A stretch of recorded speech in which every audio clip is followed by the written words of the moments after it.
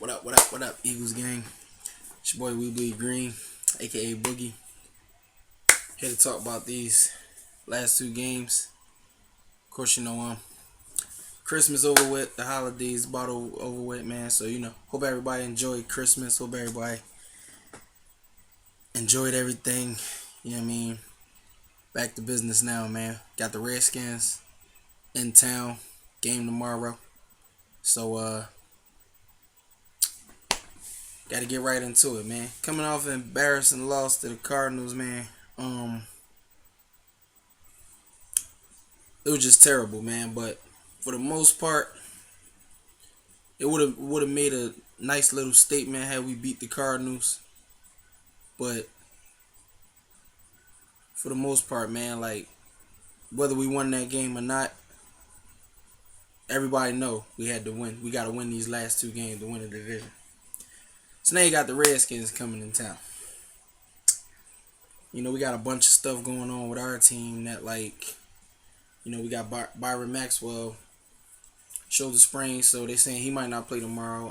Benny Logan with the calf issue, he might not play tomorrow. So you got EJ Biggers, first man off the depth chart to replace Maxwell, and you got Bo Allen to replace Logan. So going into this game tomorrow, man, everybody knows what's at stake, man. We gotta win this game, keep our playoff hopes alive.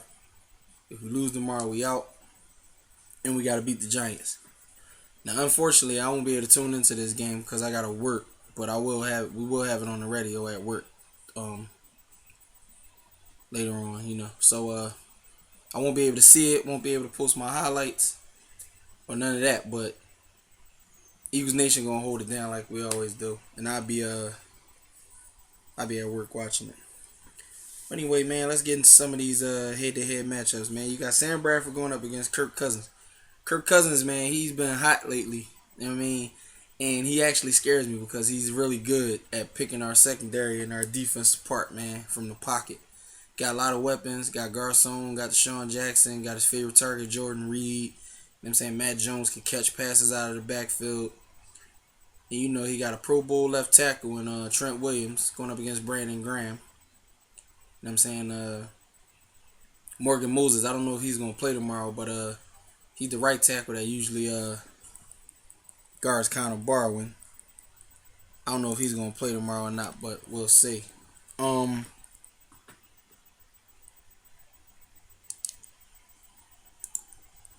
As far as I see Kirk Cousins, man. Like, if we can't get pressure on him, it's gonna be a long night. Game starts at 8:30, so it's gonna be a long night if we can't get pressure on him. And the city is gonna be real hectic tomorrow because the Redskins coming here. They're already here, I think. Yeah, they are here, and so a lot of fans will come down. From Maryland or Washington D.C. A lot of fans. You know how I get these division games. The fans travel. So it's going to be a pretty good atmosphere, man. It's going to feel like a playoff atmosphere tomorrow because if the Redskins win, they get to play. They make the playoffs. If the Eagles win, we got one more game going up against the Giants and we make the playoffs. So, as far as like how I see us stacking up against them, man, division games can go either way. So, you can be the most terrible team in the division and still win the division game against the best team in the division because of the familiarity. You know what I'm saying? So it is what it is. But as far as how we come out, man, we got to come out unpredictable, man. Like, the Redskins is familiar with us. There's a lot of teams that play us like we so predictable. So, I know we got the running back thing where Matthews is now the starter. DeMarco Murray done slid down the depth chart. But we're not even going to get into that because that's one of the free agency moves that frustrated me from day one. So let's line it up. We got Jordan Matthews, our slot receiver. Now, Will Blackman, when D'Angelo Hall went down and Chris Culliver went down for the season, I think Will Blackman was playing the right side corner, but now he was the slot corner, the nickel corner, so I guess they're going to slide him over to guard Jordan Matthews. That's the advantage for us. You know what I'm saying? And Jordan Matthews, he does his thing every game.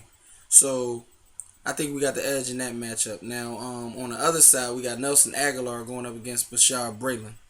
I think we had a disadvantage there because Aguilar, his season ain't been real good. To be drafted in the first round, you could have been crippled by coming to play for Chip Kelly. So I mean, I give you that because Chip Kelly offense can trying to pile so many playmakers or projected playmakers into one offense. You can't utilize everybody. So I mean, he could have been handicapped from that. But at the same time, man, like we expected a lot more out of Aguilar, and it's just been a disappointing season for him. So I think Braylon to cover the left side pretty good going up against Aguilar. Then you got Zach Ertz. I think he's going against everybody. Zach Ertz is a lethal tight end in the passing game. So like you can't just put a linebacker on him. You usually got to be a safety that guards him because he's big and he's got the type wide receiver type instincts and attributes. So I think D'Angelo Hall, who they switched to safety, kind of like we did Jenkins and Thurman, switched D'Angelo Hall to safety. So I think they match up pretty even because Hall got those cornerback instincts, you know what I'm saying, and he knows what to do in coverage. So I mean, he stacks up pretty good against Ertz. As far as Bradford and Ertz, they have developed a good connection.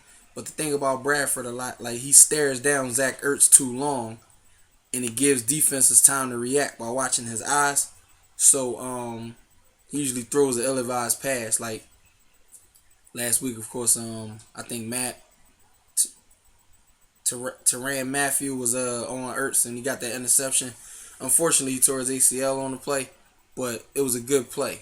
You know what I mean? Like Bradford just stares at Ertz a lot, and it gives defenses time to react.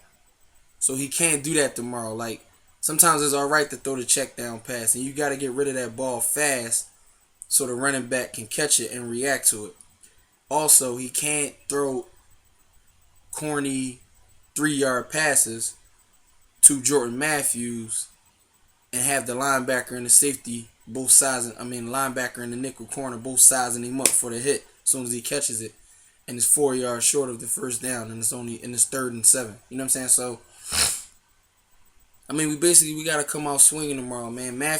Ryan Matthews got to be on point. Sproles is always on point, so I don't really have to worry about him. But we need to get him lined up in coverage against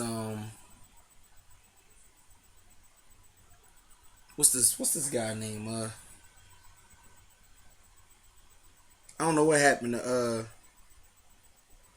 against Will Compton and Mason Foster. You know what I'm saying? We got to get Sproles mismatched against them in coverage.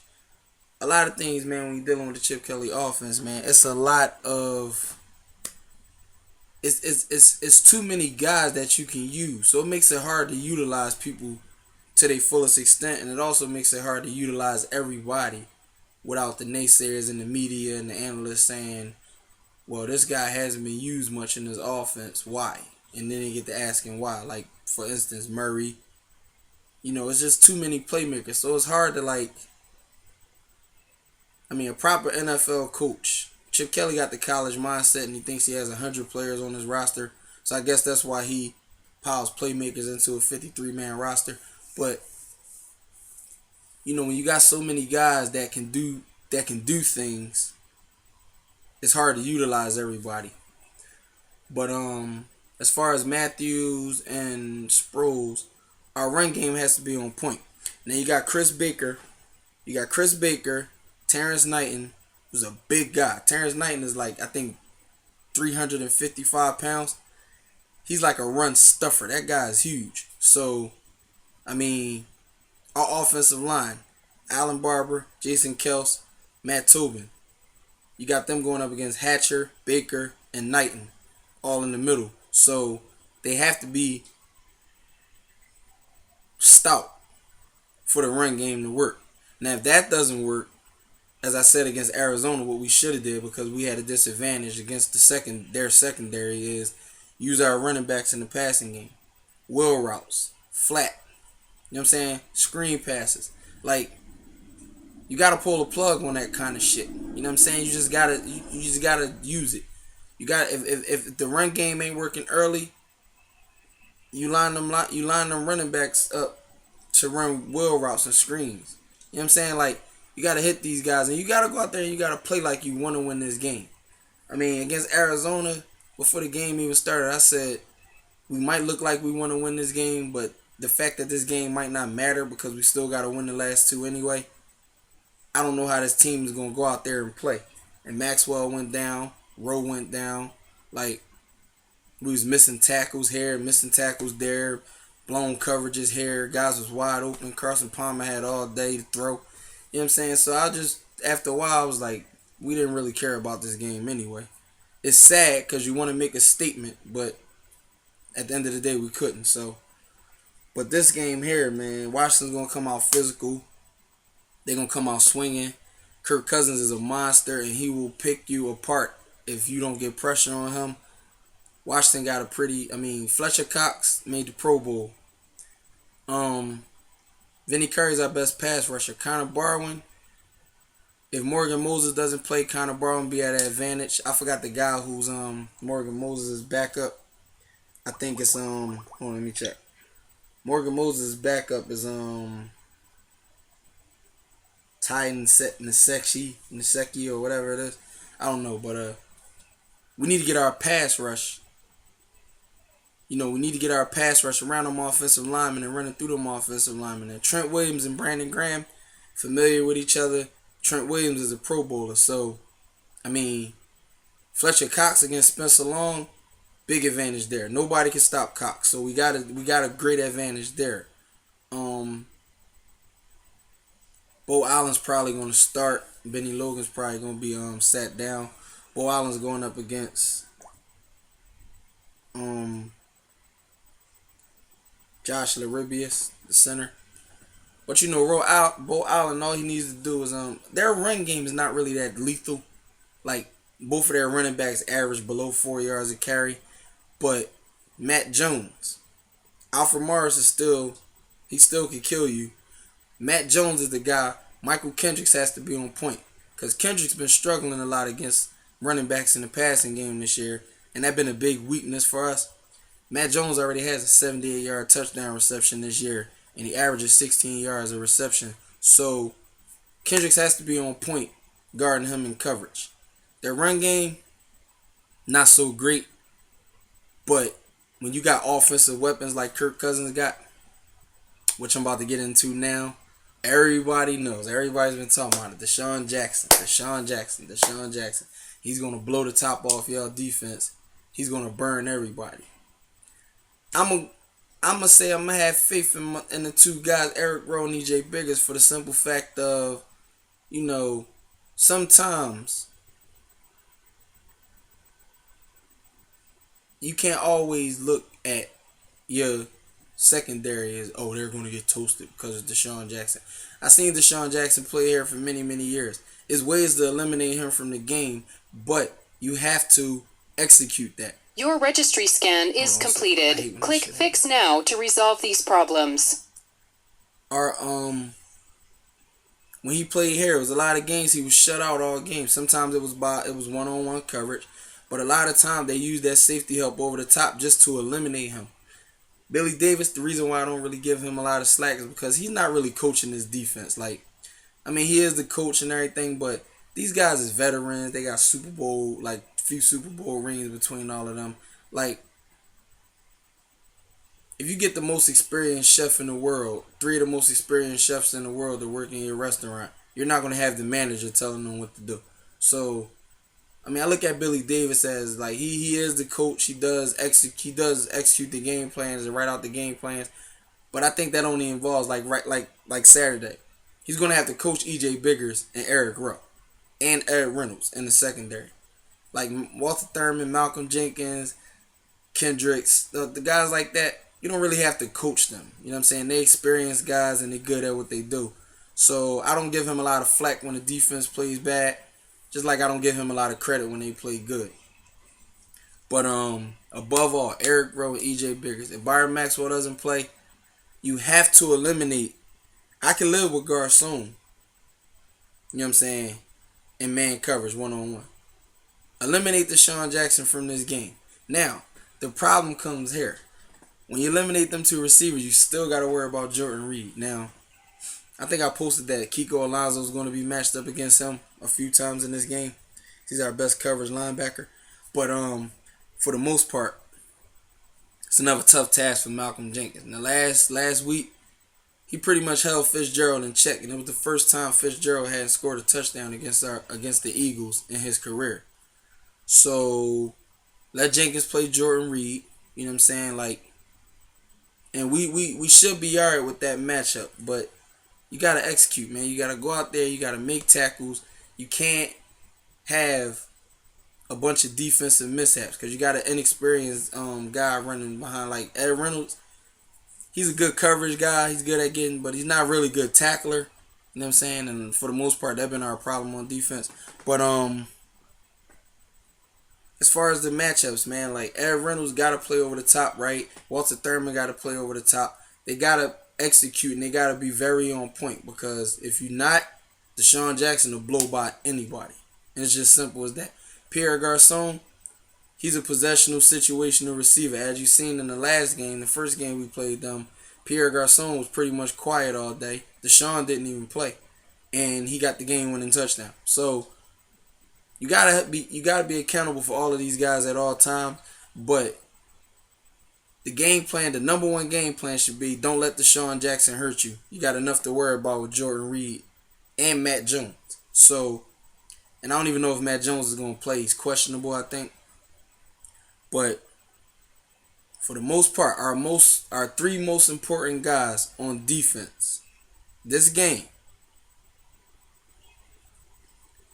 Michael Kendricks against Matt Jones, Ed Reynolds, the deep man in coverage. That over the top coverage got to be stout.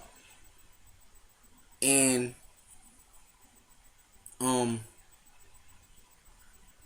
EJ Biggers, if he's going to be on Deshaun. EJ Biggers / Eric Rowe, because I knew Deshaun going to switch sides all game. So, I mean, our cornerbacks, our deep safety, and Malcolm Jenkins against Jordan Reed. Matt Jones, like I said, he's going to be a problem, but he's not like Jordan Reed problem. He's not a Deshaun Jackson type problem, but he can hurt you in that passing game. On offense, our most important guys, Bradford got to be on point.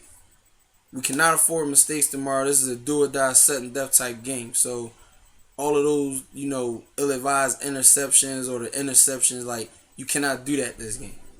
Pretty much got to be mistake free. I'm gonna go with Riley Cooper for the simple fact that Nelson Aguilar is probably gonna be in check all game by Bashard Braylon. Zach Ertz going up against D'Angelo Hall. So your top target as far as Bradford, he's going up against a veteran. So, I mean, you can get that matchup maybe a few times this game, but for the most part, respect D'Angelo Hall. As far as the run game, you know what I'm saying, that has to develop. We got a lot of controversy with that, but everybody know how Matthews plays. He had the fumble last game, and that's one thing that irked me all game because I was like, these guys, y'all got to hold on to that ball. Like, I saw a few plays where Huff was returning kicks. The ball was wiggling. I'm like, you got to protect that ball. Matthews was running. The ball was wiggling. I'm like, you guys got to protect that ball. And when he fumbled, everybody pointed the finger elsewhere. But I'm like, no, if you hold the ball, that fumble doesn't happen. And we were actually driving on that play. We wasn't out of the game yet. But our most important guys on offense, man, got to be Riley Cooper. Has to step up this game because for the most part, I think that's the best shot we got as far as like blowing his offense open and getting it together to open up the offense for everybody else. But Cooper can't be quiet this game because Nelson Aguilar, for the most part, I don't really see him having a big game. I could be wrong, but like I said, Braylon, he's their best cornerback. So it's just like last week, Patrick Peterson, Aguilar was invisible last game. Will Blackman can play Jordan Matthews. Think we got an advantage there. So it boils down to Jordan Matthews, Riley Cooper, and Sproles. Gotta use Sproles. But above all, man, I'm kind of pissed off I'm missing this game. And when we do make the playoffs, I'm probably gonna miss the wild card game too, because it's on a Saturday. It's like the year we played the Saints. But for the most part, man, that's why we got a whole Eagles Nation, man. That's all I'm gonna say about this game. But y'all get at me. Let me know what y'all think. Y'all know. Leave comments, feedback, everything else. Like I said, go Eagles. Fly, Eagles, fly. Love y'all. Let's get this win tomorrow, baby. Peace.